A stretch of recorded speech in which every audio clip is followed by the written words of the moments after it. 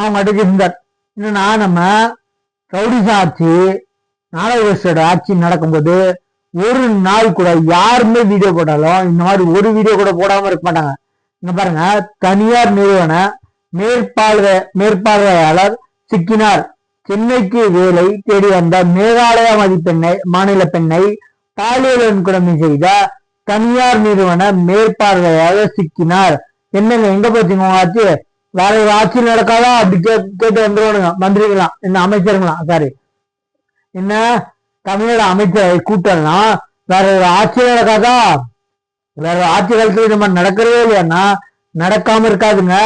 நீங்க என்ன நடவடிக்கை எடுத்தீங்க, என்ன புரிஞ்சுனீங்கன்னு சொல்லி கேக்குறாங்க. புரியல அவனுக்கு?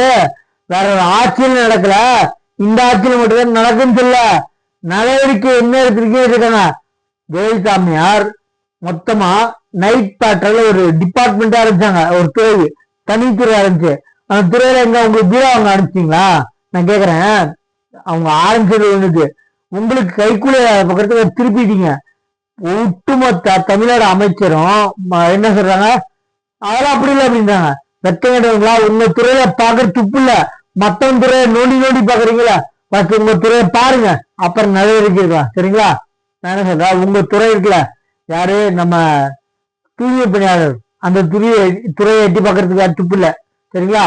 யாரு நம்ம நாயசேகர் முக்கு நடப்பாரு, நம்ம அன்பில் பொய்மேஷ், யாரு நம்ம இது படிப்பு என்ன, அந்த துறையை பாக்குறது துப்பு இல்ல.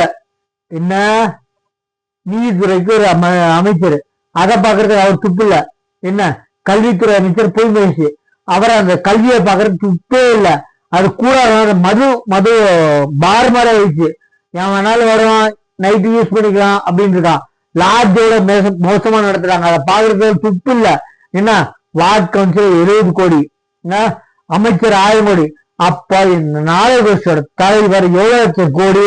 கருணா சொல்றாப்ல விஜய் அவர்கள் 300 கோடி விட்டாருன்னா 2 லட்சம் கோடி சம்பாதிக்கிறது எதாரி பேர சொல்றாரு. நாடகோஷ தலைவர் சுட்டி வச்சுக்கிட்டாரு. அதனால கேரண்டியா சொல்றேன், நாங்க சொல்ல, பொதுமக்கள் யாருமே சொல்ல, எம்எல்ஏ மாற்று கட்சி இருக்கு எம்எல்ஏ யாருமே சொல்ல, கூட்டணி கட்சி இருக்க தலை ரவுடி பேருங்க எதுவுமே புடுங்கல.